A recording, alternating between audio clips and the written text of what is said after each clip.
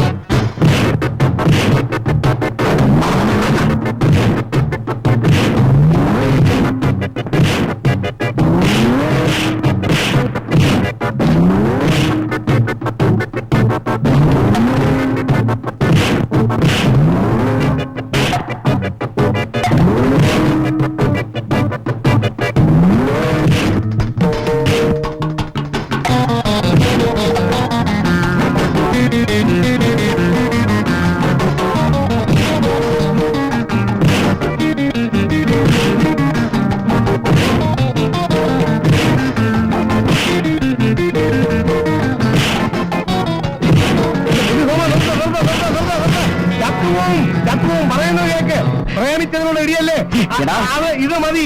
ഇനി ഡിപ്പോസിറ്റ് ചെയ്തവന്മാര് കുറേ വരുന്നുണ്ട്. അവന്മാര് പിന്നെ എവിടെ ഇടിക്കും? നിന്നെ ഞാൻ അയ്യോ എന്റെ 10,000 ഇടി ഇടിച്ചില്ല. അല്ലെങ്കിൽ വേണ്ട, അവന്മാർ ഇടിച്ചോളും. ബാ നമുക്ക് പോവാം.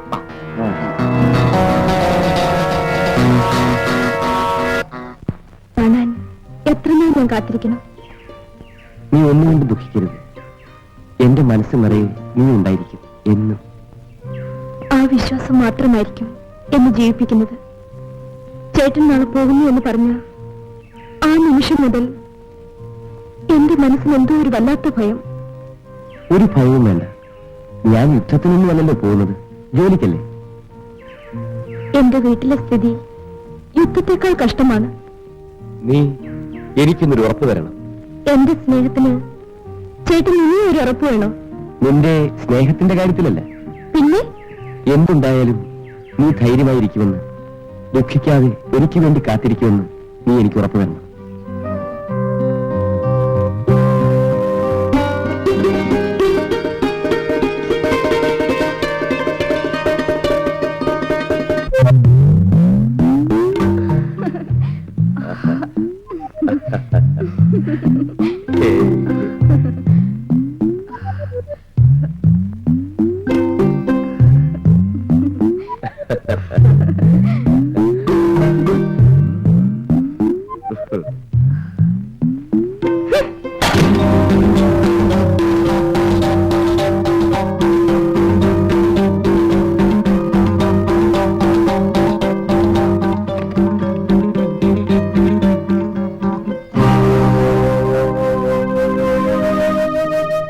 എന്താണ് ഇവിടെ തട്ടിമറിച്ചിട്ടത്? എടി നിങ്ങളാ ചോദിച്ചത്. അപ്പൊ ഞാൻ പറയട്ടെ, ശ്രീധരമുള്ള ചേട്ടൻ വരുമ്പോ ഞാൻ ഇത്രയും സമയം അന്വേഷിച്ചിരുന്നെന്ന് പ്രത്യേകം പറയണം. ബാങ്കുകളിൽ ഇവിടെ ഇരിക്കണം. ഇപ്പൊ വരും, കണ്ടിട്ട് പോകാം. നേരം എടുത്തപ്പോ ഇവിടുന്ന് ഇറങ്ങിയതാ. ഒരു ജോലി ഉണ്ടായിരുന്നു, അതും തൊളിച്ചു. നാട് ചുറ്റി നടക്കുക. കാമവുമായിട്ട് കറങ്ങി നടന്നോടി. നിന്റെ പ്രേമം കഴിഞ്ഞിട്ടും നാട്ടിൽ മുഴുവൻ പാട്ടാണടി. നാണക്കേട്. നോക്കണ്ട, നീ കാരണം മറ്റുള്ളവർക്ക് പുറത്തിറങ്ങി നടക്കാൻ വയ്യാതായി.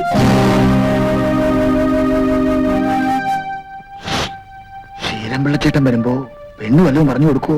ഏയ്, പുള്ളിക്കാരൻ എന്റെ ഇക്കാര്യത്തിൽ വലിയ വിശ്വാസം. പിന്നെ ഇവളെവിടെ ഇങ്ങനെ നിർത്തിയിരുന്ന നമുക്ക് ശല്യവ. വഴി ഉണ്ടാക്കാമെന്ന്. ആ. ഞാനിതാ ഇപ്പൊ വന്ന് കയറി. ചേട്ടനെ തിരക്കായിരുന്നു. മോക്ക് എന്തെങ്കിലും ഒരു ജോലി വാങ്ങിക്കൊടുക്കുന്ന കാര്യം പറയായിരുന്നു. ഇതുപോലുള്ള തട്ടിപ്പൊമ്മിന് ജോലി കിട്ടിയ എന്താ കാര്യം? എന്നാൽ അയക്കണ്ട. കള്ളു കുടിക്കാനും വീട്ടിയാലും വേറെ വഴി കണ്ടോണ്ടാ മതി. രാധമ്മയുടെ കാര്യം നമുക്ക് ശരിയാക്കാമെന്ന്. ചേട്ടാ, നമുക്കൊന്ന് ഇറങ്ങിച്ചു വരാം.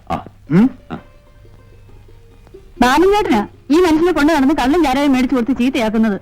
പിന്നെ ഞാൻ എട്ടുമൊട്ടും അറിയാൻ മേലാത്ത കൊച്ചു കുഞ്ഞല്ലേ കൊണ്ടുവന്ന് ചീത്തയാക്കാൻ. എന്റെ ഇതിലൊക്കെ ആവശ്യമില്ല. ഇങ്ങനൊരു നല്ല മനുഷ്യൻ എന്തെങ്കിലും ഒരു സഹായം. ആ, സഹായം ഓടിയാ അവിടുന്ന്. പാലൂടെ വാ.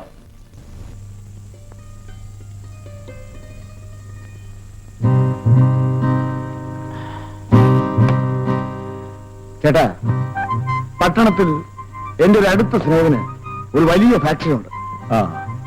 ഞാൻ പറഞ്ഞ് രാധമ്മത്തോടൊരു ജോലി ശരിയായി കൊടുക്കാം. എനിക്കോ ജോലിയും കൂലിയില്ല.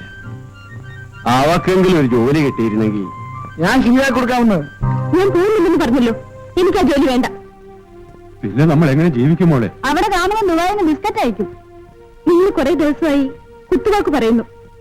അവള് പറഞ്ഞാണോ കുറ്റം? ഞാനൊന്നും പറയുന്നില്ല. നിങ്ങൾ അച്ഛനായി മോളായി. എനിക്ക് വേണ്ടി ആരും ജോലിക്ക് പോകണ്ട.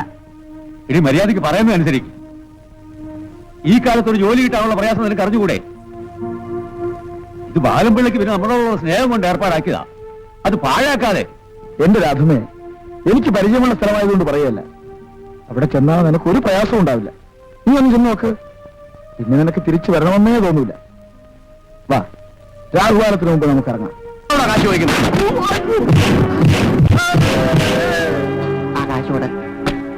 ആ, ഇതോ കാശ്. ഇതെന്താ 5 ഉലുവയോ? അങ്ങോട്ട് വേണോ? തന്നെ ഞാൻ ശരിപ്പെടും.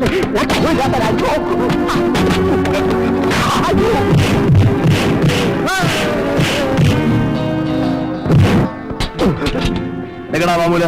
കാശൊന്നും കിട്ടിയില്ല. കിട്ടിയില്ലേ? ഞാനൊന്ന് പറഞ്ഞില്ലേ, അതുപോലെ പ്രശ്നമൊന്നുമില്ല. ഇപ്പൊ എന്റെ ആളാ, എനിക്ക് വിശ്വാസമില്ലേ?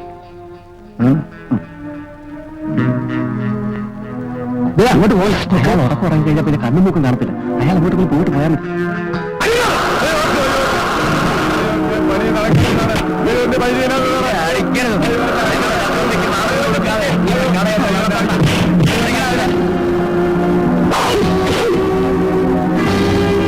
വണ്ടി മാറ്റിയിട്ട്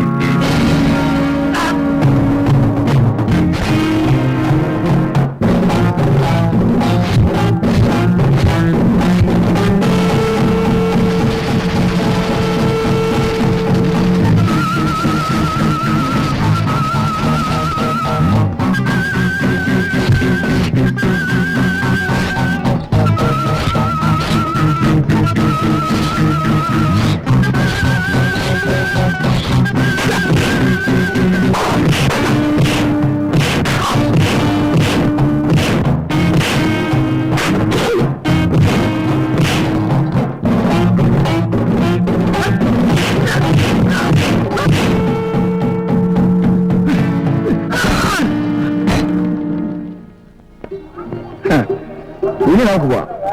വാ.